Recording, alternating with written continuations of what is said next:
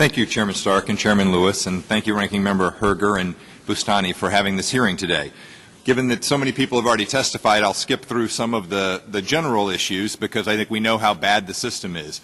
I, like my colleagues, have seen many stories on this in the news, but when I first started digging into it, I was surprised to find how many of these wounds, from my perspective, seem to be self-inflicted.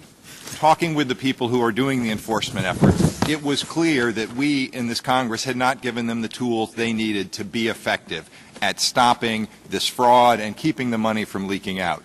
I was proud to say that many of the things that are listed in my bill, H.R. 4390 that we're speaking about today, were included in the health care reform bill, and I think we did give our law enforcement agents a number of new tools. But I don't think we went nearly far enough. And I'll speak specifically about 4 areas where I think we need to go further to fix this broken system and give our law enforcement the tools they need to be successful and to give Medicare and Medicaid services the tools they need to keep this money from leaking out.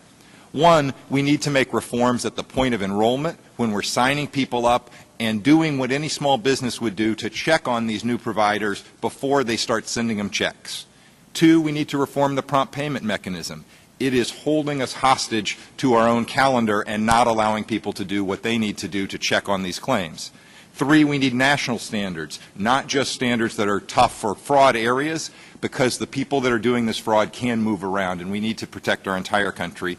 And 4, we need to enlist doctors in the process of fraud prevention. They want to help, but right now our process is broken, so they don't even know that it's going on. So let me give you a little more detail on screening and oversight. My bill would give the HHS Secretary the authority to increase minimum screenings and include another number of other investigative techniques. Most importantly, random sampling of claims. We don't do that right now. No small business would start paying without checking on the claims and finding out if some of them are fraudulent. We also need to give them more time and more variability. We passed into the law up to a 1-year probationary period. But we already know from our law enforcement professionals that the smart criminals will know that. They'll set up their company, wait a year, and then start with the fraud. Let's give the Secretary the tools to have that probationary period be however long they deem. We don't need to tell the criminals exactly what our game plan is to catch them. Let's give the Secretary some flexibility to fight these battles and do it without the criminals having all of the cards dealt to them in advance. Prompt payments. Our current Medicare billing system requires payments of claims be made within 30 days. This was set up with a good intention, which was to help our doctors and hospitals. But again, we gave all the cards to the criminals. They know exactly how the system works, and they know that they can push things through. We don't have the time to fight back. Due to this time limit, we don't do the kind of fraud investigation that private insurers do. You referenced that they have problems as well, but we don't do all the things that are state-of-the-art because we've tied our hands with this prompt payment mechanism.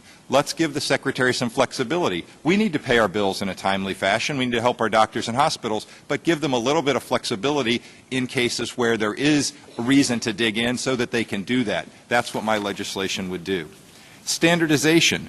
We rely on giving enhanced powers to the Secretary in the new health care bill. It's great, but we only do it in areas that there's obvious fraud. We've all seen some of the stories about particular pieces of equipment where 50% of them are ordered in one county or something like this. It's obvious in that case, but we need to give the Secretary the power to do some of these things around the country, because otherwise what we've seen is the Heat Task Force has been very successful this year, is that the criminals just move from one jurisdiction to another. So we've got to give the flexibility to the Secretary to chase the criminals wherever they are and not wait until the damage is as severe as it's gotten in the past before we do this. Giving them the power to do things nationally will help a great deal.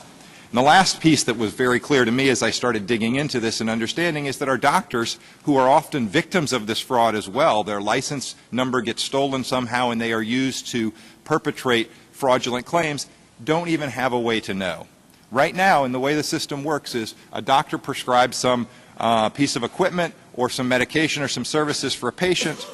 That information goes to Medicare. Medicare pays. They send notice to the patient. The doctor never sees anything ever again. So when people get a doctor's number illegally and they make claims on that doctor's number, that doctor never ever knows that those claims are being made on their number. There's no review of the claims that they have put out there. And often what I heard from our law enforcement agents is when they go in to see a doctor, they can tell right away that this is a victim of the fraud as well. The doctor's eager to be part of the solution.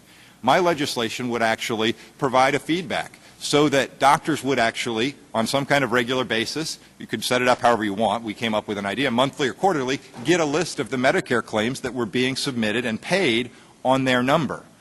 The doctor or their staff could just quickly scan through and say, oh, we've never heard of these patients. Maybe we should start an investigation or tell the Medicare folks, or yes, we've seen these patients, these are our patients, that's fine. It's a very simple process. It allows the doctors to be part of the solution. Right now, that's not going on. That's the kind of common sense reforms that we need, where we have the advantages. Instead of giving all the cards to the criminals and tying the hands of all the people that are doing the hard work at CMS, that's how we save the money that the American people want us to save out of this Medicare fraud system.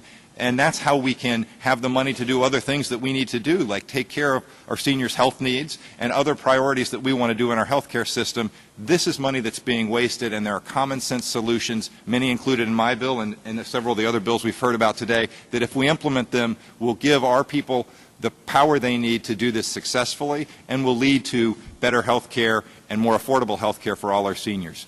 And I appreciate the opportunity to be here today and to testify about H.R. 4390.